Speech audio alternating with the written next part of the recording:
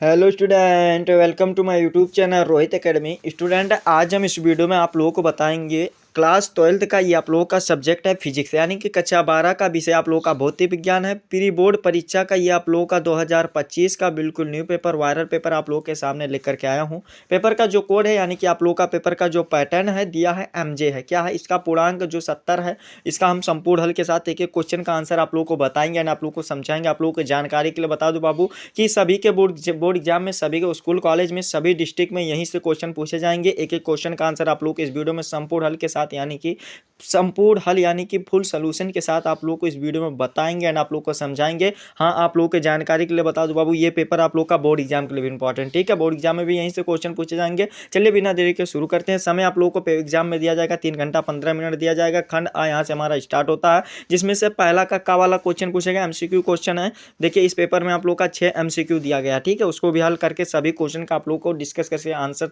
के साथ समझाया जाएगा एंड आप लोग को बताया जाएगा। बस आप लोग वीडियो के अंतर बने रहिएगा। आप लोगों के डिमांड पर ये पेपर का वीडियो बनाया जा रहा है। आप लोग इतना कमेंट कर दिया सर फिजिक्स का पेपर लाइए, उसी के डिमांड पर ये पेपर का वीडियो बनाया जा रहा है, ठीक है। पहला यहाँ पर क्वेश्चन दिया गया का वाला की एक आदर्श पीएन संघ के अग्र दिश्चिक वायस वायस तथा पश्च दिश्चिक वायस की दशा का प्रतिरोध क्रमशः होंगे, यानी कि इस कंडीशन में इसकी दशा किस मतलब क्या होगा हमें ये बताना है। तो इसका जो सही आंसर हो जाएगा अनंत एवं शून्य होंगे। क्या होंगे बाबू? अनंत एवं शून्य होंगे। आ वाला ऑप्शन हमारा इसका सही हो जाएगा। फिर दूसरा क्वेश्चन दिया गया खा वाला कि एक AMU यानी कि एटॉमिक मास यूनिट के तुल्य ऊर्जा होती है, यानी कि किसके बराबर होती है हमें ये बताना है। तो इसका जो सही आंसर हो जाएगा 931 मेगावाट के बराबर होती है, यानी कि MeV का मतलब होता है मेगावाट होता है। डी वाला ऑप्शन हमारा राइट हो जाएगा इसका। फिर अगला क्वेश्चन गा वाला दिया गया हाइड्रोजन परमाणु की आयनन ऊर्जा का मान होता है, यानी कि इसका ऊर्जा का मान कितना होता है हमें यह बताना। 13.6 इलेक्ट्रॉन वोल्टेज होता है हमारा कौन सा, ये आ वाला ऑप्शन राइट हो जाएगा इसका। फिर अगला क्वेश्चन घा वाला दिया गया है कि यदि किसी कण का संवेग 2 गुना कर दिया जाए तो इसकी डी ब्रॉगली तरंगदैर्घ्य होगी, यानी कि इस कंडीशन में इसकी क्या होगी हमें यह बताना है। तो घा वाला का यानी कि चौथा का जो सही आंसर हो जाएगा बाबू आधी हो जाएगी, यानी कि हाफ हो जाएगा, 1/2 हो जाएगा, ठीक है। फिर अगला क्वेश्चन देख लेते हैं अड़ा वाला जो दिया गया, यानी कि 5 वाला जो क्वेश्चन पूछा गया, वह घटना जो प्रकाश के क्या अनुप्रस्थ तरंग के प्रकार प्रकृति को दर्शाती है वो कहलाती है, यानी कि वह घटना को क्या कहलाती है हमें ये बताना है। तो इसका जो सही आंसर हो जाएगा बाबू ध्रुवण कहलाती है। ये सा वाला ऑप्शन हमारा इसका राइट हो जाएगा, ठीक है। फिर अगला क्वेश्चन चा वाला देख लेते हैं। अगला क्वेश्चन चा वाला दिया गया एक प्रकाश किरण वायु से जल में प्रवेश करती है, निम्नलिखित में से कौन सा अपरिवर्तित रहेगा हमें यह बताना है। तो इसका जो राइट आंसर हो जाएगा ये डी वाला ऑप्शन राइट हो जाएगा, आवृत हो जाएगा, ठीक है। तो इस प्रकार से आप लोगों का 6 नंबर तो कंप्लीट हो गया MCQ वाला। आगे भी आप लोगों को कंप्लीट तरीके से यानी कि निचोड़ तरीके से एक क्वेश्चन का आंसर आप लोगों को आसान शब्दों में, आसान भाषाओं में समझाएंगे एंड आप लोगों को बताएंगे। बस आप लोग बाबू वीडियो के अंतर बने रहिएगा। देखिए खंड बा यहाँ से हमारा स्टार्ट होता है, जिसमें से अति लघु उत्तरीय का क्वेश्चन दिया गया, यानी कि शॉर्ट आंसर टाइप क्वेश्चन आप लोगों का दिया गया। 6 क्वेश्चन दिया गया, 6 नंबर का, 1 नंबर का प्रत्येक क्वेश्चन है। पहला क्वेश्चन जिसमें प्यारा सा दूसरा का वाला क्वेश्चन पूछा गया है। क्या पूछा है समझिएगा कि पराबैंगनी किरणों के किन्हीं 2 उपयोग को लिखिए, यानी कि 2 यूजेज को लिखना है हमें ये बताना है। तो देखिए इसका आंसर आप लोग क्या लिखिएगा, पराबैंगनी के 2 उपयोग निम्नलिखित हैं। पहला क्या उपयोग है कि विटामिन डी बनाने में मदद किया जाता है, और जो दूसरा उपयोग लिखिएगा त्वचा संबंधित बीमारियों का पता लगाने तथा उसका इलाज करने के लिए किया जाता है। बाबू 1 नंबर आप लोग का ये वेल कंप्लीट हो गया, ठीक है। आशा करते हैं आप लोगों को अच्छे तरीके से समझ में आ रहा होगा और आगे भी आप लोगों को आएगा, ठीक है। दूसरा क्वेश्चन खा वाला दिया गया, आप लोगों का इच्छा होगा, मन करेगा तो आप लोग क्वेश्चन का आंसर साथ में लिखते चलिएगा। क्वेश्चन मोस्ट इंपॉर्टेंट क्वेश्चन है सभी एग्जाम के लिए और सभी जगह यहीं से क्वेश्चन पूछे जाएंगे। खा वाला क्वेश्चन देगा विद्युत अनुनाद से आप क्या समझते हैं हमें ये बताना है। तो इसका आंसर क्या लिखेगा, किसी विद्युत परिपथ में एक विशेष आवृत्ति पर होने वाला एक ऐसा घटना जब उस परिपथ की प्रतिबाधा एक दूसरे को रद्द कर देती है और इस स्थिति में परिपथ की धारा अधिकतम होती है, तो जिसे विद्युत अनुनाद कहते हैं। विद्युत अनुनाद कहते हैं, अनुवाद नहीं बाबू, अनुनाद है। 1 नंबर ये वाला भी आप लोग का लिख करके कंप्लीट हो गया। फिर अगला क्वेश्चन दिया गया 100 प्रेरण गुणांक से आप क्या समझते हैं, तल वृत्तीय कुंडली के 100 प्रेरण गुणांक का व्यंजक लिखिए।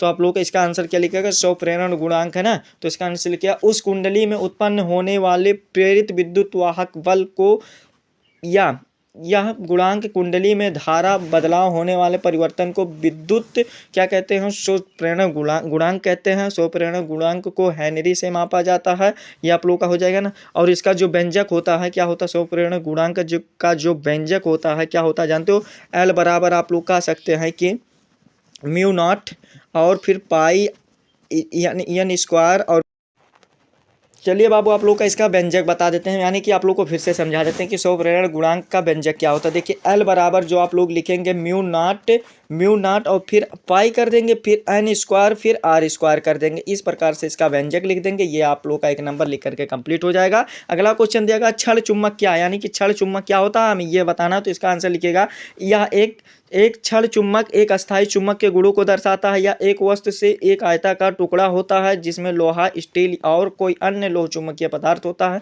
लोह चुम्बकीय घटक होता है और एक अस्थायी चुम्बकीय गुण को दर्शाता है, जिससे क्षण चुम्बक जो मतलब क्षण चुम्बक होता है। इस प्रकार से आप लोग का एक नंबर ये कंप्लीट हो जाएगा। दूसरा वाला क्वेश्चन दिएगा शंट से आप क्या समझते हैं, यानी कि शंट से क्या अभिप्राय है हमें ये बताना है। तो इसका आंसर लिखिएगा कि शंट एक खोखली नली होती है जिसमें मस्तिष्क या रीढ़ की हड्डी में लगाया जाता है। इसका इस्तेमाल मस्तिष्क से तरल पदार्थों को निकालने के लिए किया जाता है। शंट एक विद्युत उपकरण होता है जिसमें सर्किट में कम प्रतिरोध का रास्ता बनाने के लिए लगाया जाता है। इसका प्रयोग ओवर करंट को रोकने के लिए किया जाता है। एक नंबर ये वाला भी वेल कंप्लीट हो गया बाबू। फिर अगला क्वेश्चन दिया गया इलेक्ट्रॉनों को श्रांत काल पर तापक्रम के प्रभाव की व्याख्या कीजिए। तो इसका आंसर क्या लिखेगा, इसके तापक्रम की व्याख्या निम्नलिखित प्रकार है। इसका लिखेगा तापमान बढ़ाने से चाल में मौजूद मुक्त इलेक्ट्रॉनों का औसत गतिज ऊर्जा बढ़ती है और इलेक्ट्रॉनों और धन आयनों यानी कि ऋणात्मक और धन आयनों के बीच क्या होता है, संगठन की संख्या बढ़ती जाती है और चाल का प्रतिरोध बढ़ता जाता है और चाल घटती जाती है। और फिर तापमान बढ़ने से इलेक्ट्रॉनिक चालकों की चालकता कम होती जाती है और विद्युत अपघटनी चालकों के आयनन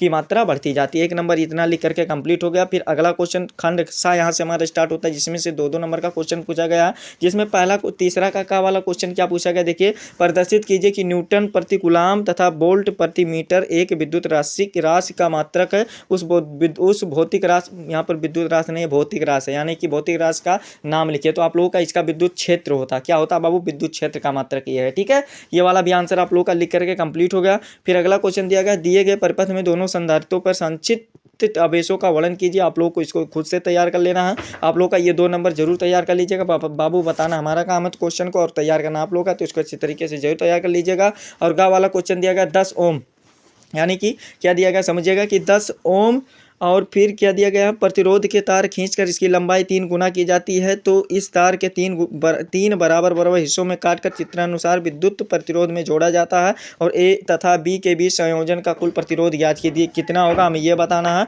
तो इसका जो सही आंसर हो जाएगा 30 ओम राइट आंसर आएगा। तो इसको आप लोग अच्छे तरीके से जरूर तैयार कर लीजिएगा। ठीक है, 30 ओम आप लोग का 2 नंबर लिख करके कंप्लीट हो जाएगा। फिर घा वाला क्वेश्चन देगा, फ्लेमिंग के बाएं हाथ का नियम लिखे, यानी कि जो फ्लेमिंग का बाएं हाथ का नियम था वो क्या था हमें ये बताना है। तो इसका आंसर कैसे लिखिएगा, बाएं हाथ के अंगूठे का तर्जनी और माध्यमा को एक, अगर आप ऐसे आंसर लिखिएगा कि फ्लेमिंग के बाएं हाथ के नियम के अनुसार अगर बाएं हाथ के अंगूठे तर्जनी और माध्यमा के एक दूसरे को लंबवत रखा जाए तो अंगूठा चालक पर लगने वाला बल को दिशा को बताता है और यह चुंबकीय क्षेत्र मौजूद धारावाही चालक पर लगने की बल की दिशा को बताने में मदद करता है, जिसे फ्लेमिंग का नियम कहते हैं। 2 नंबर आप लोग का लिख करके इसमें कंप्लीट हो जाएगा। खंड द यहाँ से हमारा स्टार्ट होता है, जिसमें से आप लोग का क्वेश्चन देखिए क्या दिया गया है। चौथा क्वेश्चन दिया गया कि बाह्य चुंबकीय क्षेत्र में स्थित कुंडली चुंबकीय क्षेत्र की स्थितिज ऊर्जा का व्यंजक प्राप्त कीजिए। 3 नंबर का क्वेश्चन है। तो इसका व्यंजक जो आएगा बाबू यू बराबर आप लोगों का माइनस यम इंटू यानी कि गुणे आप लोगों का बी आ जाएगा। यही आप लोगों का आएगा, जहाँ यू आप लोगों का स्थितिज ऊर्जा हो जाएगा और यम बराबर क्या हो जाएगा, चुंबकीय ध्रुवण हो जाएगा और बी चुंबकीय क्षेत्र हो जाएगा। ठीक है, इस प्रकार से आप लोग का ये वाला लिख करके आप लोग इसको अच्छे तरीके से तैयार कर लीजिएगा। ठीक है, का वाला क्वेश्चन देगा चुंबकीय क्षेत्र रेखाओं के गुणों की उल्लेख कीजिए। तो चुंबकीय क्षेत्र गुणों के रेखाओं के चुंबकीय क्षेत्र रेखाओं के गुण निम्नलिखित हैं। पहला लिखिएगा पॉइंट वाइज जैसे लिखिए, चुंबकीय क्षेत्र रेखाएं कभी एक दूसरे को नहीं काटती हैं और यह हमेशा बंद लूप में बनाती है और यह उत्तरी ध्रुव से निकल के दक्षिणी ध्रुव की ओर जाती है। चुंबकीय क्षेत्र रेखाओं की लंबाई समान होती है। बस आप लोगों का 3 नंबर इतना कंप्लीट हो गया। ठीक है, फिर अगला क्वेश्चन देख लेते हैं। अगला क्वेश्चन आप लोग का यहाँ से स्टार्ट होता है, जिसमें से आप लोग का देखिए क्या दिएगा, फैराडे के चुंबकीय प्रेरण संबंधित नियमों को लिखिए, यानी कि जो 2 नियम दिया गया है उसको आप लोग को लिखना लिखना है, 3 नंबर का क्वेश्चन है। तो बाबू क्वेश्चन को आप लोग सभी को अच्छे तरीके से जरूर नोट कर लीजिएगा। बताना हमारा काम है, तैयार करना आप लोग का। इसको क्वेश्चन का आंसर आप लोग खुद से तैयार कर लीजिएगा, ठीक है। चाहे आप लोग नोट से तैयार करो या क्वेश्चन बैंक से तैयार करो या कहीं से इसको ढूंढ करके अच्छे तरीके से जरूर प्रिपेयर कर लीजिएगा। घा वाला क्वेश्चन देखिए, चौक कुंडली का कार्य सिद्धांत समझाइए, चौक कुंडली में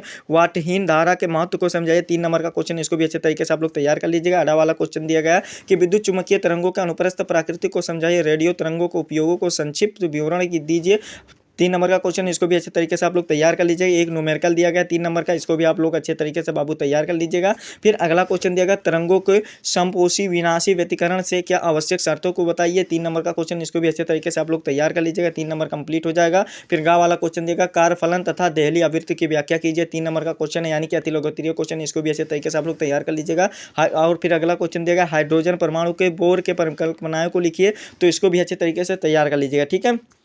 अगला क्वेश्चन देखिए द्रव्यमान क्षति से क्या तात्पर्य है, इसको बताइए, तो इसको भी आप लोग को तैयार कर लेना है। खंड यह हमारा यहाँ से स्टार्ट होता है, यानी कि 5 नंबर का क्वेश्चन देगा दीर्घ उत्तरीय क्वेश्चन, जिसमें क्वेश्चन पूछा गया विद्युत परिपथ के लिए किरचॉफ के नियमों का उल्लेख कीजिए तथा उनको परिपथ बनाकर समझाइए, 5 नंबर का क्वेश्चन। अथवा करके भी इसमें दिया गया कि अस्थायी चुम्बक तथा विद्युत चुम्बक से आप क्या समझते हैं, विद्युत चुम्बक की तीव्रता को प्रभावित करने वाले कारकों का वर्णन कीजिए, तो इसको भी आप लोग अच्छे तरीके से बाबू तैयार कर लीजिएगा। आप लोग का 5 नंबर इसमें कंप्लीट हो जाएगा। फिर अगला क्वेश्चन 7वां दिया गया है कि समांतर प्लेट संधारित्र की धारिता के लिए व्यंजक का निगमन कीजिए, इसकी सहायता से धारिता के कैसे बढ़ाया जा सकता है ये बताइए, 5 नंबर का क्वेश्चन है। इसमें अथवा करके भी दिया गया है, निम्नलिखित चित्र में प्रदर्शित परिपथ के लिए ज्ञात कीजिए, प्रतिबाधा दिया गया, धारा एवं वोल्टता दिया गया, बीच कालांतर दिया गया, तो इसको भी अच्छे तरीके से आप लोग तैयार कर लीजिएगा। 8 नंबर का जो क्वेश्चन पूछा गया रदरफोर्ड के परमाणु मॉडल की व्याख्या कीजिए तथा इसके कमियों का उल्लेख कीजिए। सभी मोस्ट इंपॉर्टेंट क्वेश्चन बता रहे हैं बाबू, तैयार करना आप लोग का है, बताना हमारा काम है, जरूर आप लोग इसको तैयार कर लीजिएगा। बोर्ड एग्जाम के लिए इंपॉर्टेंट और प्री बोर्ड एग्जाम के लिए तो मोस्ट इंपॉर्टेंट है ही, ठीक है। अथवा करके भी आप लोगों के लिए ऑफर दिया जाएगा कि अगर आप ऊपर वाला नहीं करना चाहते हैं तो विद्युत स्थितिक के गॉस के प्रमेय के लिखिए तथा उसको सिद्ध कीजिए, 5 नंबर का क्वेश्चन है, तो इसको भी अच्छे तरीके से आप लोग तैयार कर लीजिएगा। फिर अगला क्वेश्चन दिया गया है 9वां की समस्थानिक और संभारिक का अर्थ दो उदाहरण देकर समझाइए और सम न्यूट्रॉनिक को भी बताइए, 5 नंबर का क्वेश्चन। अथवा करके भी दिया गया कि उपयुक्त परिपथों की सहायता से पीएन संध के डायोड के विद्युत धारा की व्याख्या कीजिए, तो इसको भी आप लोग अच्छे तरीके से तैयार कर लीजिएगा, ठीक है। यही था आप लोग का कक्षा 12 का फिजिक्स का पेपर, जो कि आप लोग को इस वीडियो में संपूर्ण तरीके से निचोड़ तरीके से आप लोग को अच्छे तरीके से समझा दिए एंड आप लोग को बता दिए। आप लोग को ये हमारा प्यारा सा लवली सा वीडियो कैसा लगा है कमेंट करके जरूर बताएं। हाँ, अगर आप हमारे चैनल पर नए हो तो चैनल को सब्सक्राइब कर लीजिएगा, बेल आइकन को दबा दीजिएगा, और आप लोग वीडियो को शेयर नहीं करते हो तो आप लोग के यही काम रहेगा कि इस वीडियो को कक्षा 12 के जितने भी स्टूडेंट हैं उनके पास अधिक से अधिक जरूर शेयर करके पहुँचा दीजिएगा, ठीक है। चलिए हम आप लोगों से मिलते हैं नेक्स्ट वीडियो में नेक्स्ट टॉपिक के साथ, तब तक के लिए जय हिंद, जय भारत, वंदे मातरम।